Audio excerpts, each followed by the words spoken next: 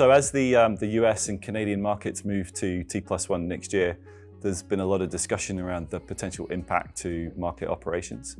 And so the benefits of moving to T+1 are obvious: less counterparty risk, less margin requirements.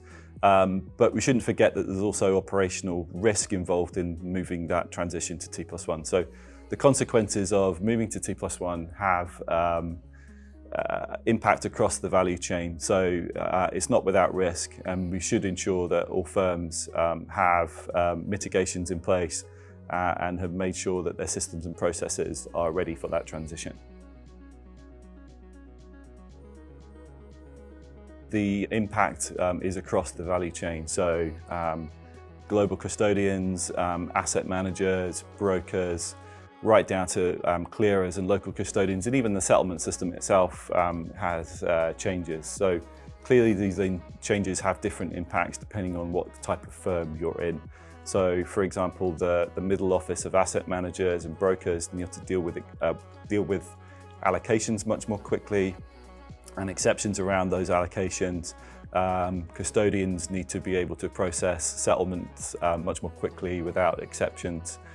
So the impacts are dependent on the firm that you're in, and I think we'll see much more of an impact, much more of an emphasis on ensuring that things like SSIs, fees and commissions, allocations, and failed settlements or issues with those processes are resolved much more quickly.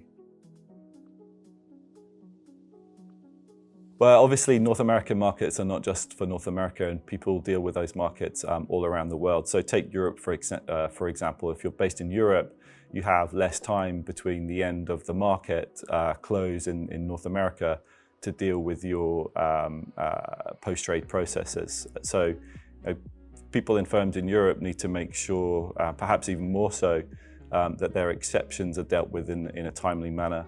So I think this puts pressure on firms to make sure that they have robust STP processes, they have processes to manage exceptions and mitigations for those exceptions really quickly. And that can have some unintended consequences, not just for operational processes, but also for market structure and also for competition between firms. So that needs to be taken into account, not just the operational side of things.